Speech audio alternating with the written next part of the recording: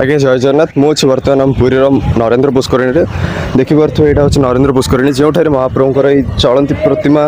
आउ अनेक देवादेवी मान चलती प्रतिमा आसी चाप खेल अनुष्ठित होता है जहाँकि जल क्रीड़ा महाप्रभुर ये हूँ से डंगा जो डंगार महाप्रभु बसिक चाप खेल संपूर्ण होता है पूरा पुष्करणी जाक प्रति 21 दिन जाए पाखापाखि अक्षय तृतीया जो दिन रथ खड़ा काम आरंभ होता है जहाँकि मैंने रथ काम आरंभ होता है रथ यात्रा से दिन ठार महाप्रभुर ये यात्रा आरंभ होता है जहाँकि 21 दिन जाए लगी रही है 21 दिन पर्यंत महाप्रभु यही पूरा पुष्करणी जाक बुली बुली प्रतिदिन 2 थर दिन को चाप होता है जहाँकि दिन चाप और राति चाप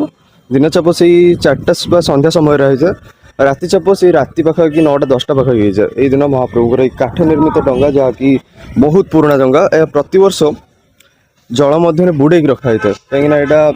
जेहेतु काठ किंतु यहाँ गोटे कोटेड दिखाई ब्लैक कोटेड दिखाई जहाँकि बहुत सेफ रखुच्छे डंगा को जहाँकि पानी भितर बुड़ी थी वर्ष जाए माने प्रति वर्ष डंगाटा पानी भितर बुड़ी केवल यही माने अक्षय तृतीया दिन कि 2-4 दिन अच्छे आउ तो 2-3 दिन रहा मात्र आमर चाप बा जल क्रीड़ा जहाँकि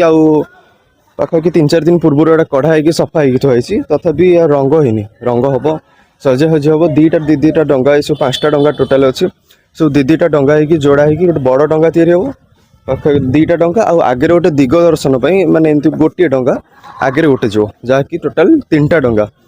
प्रतिदिन यही जो देखुं जो मंदिर देखिपे डंगा जो बड़ मंदिर रही है गोटे से मंदिर निकट में महाप्रभुर समस्त चंदन कार्यनीति संपन्न होता है जोटा कि महाप्रभुर चलती प्रतिमा आसता से चंदन को लगे तार बहुत नीति संपन्न कराई किस समय पर जिते चंदन समस्त नीति सरी था ये डंगा उपर बसिक महाप्रभु ये पूरा पोखरी जाक 2 थर दिन को 2 थर पूरा घेरा मारी था जहाँकि बहुत खुशी बहुत शांतिर परिवेश होता है ये महाप्रभुर आगे डंगा बसिक बाजा बजाऊ बहुत सुंदर परिवेश होता है यहाँ हूँ से डंगा जो महाप्रभुर समस्त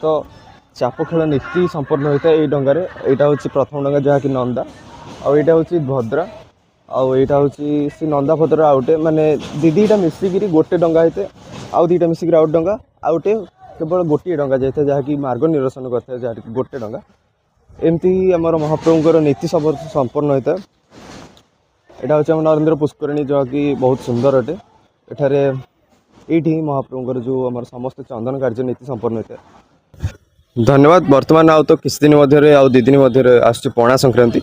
से आम नुआ ब्लॉग पकड़ा ब्लॉग देखने बहुत बहुत धन्यवाद। जदि वीडियो भल लगी तो लाइक सब्सक्राइब करिए। धन्यवाद। जय जगन्नाथ।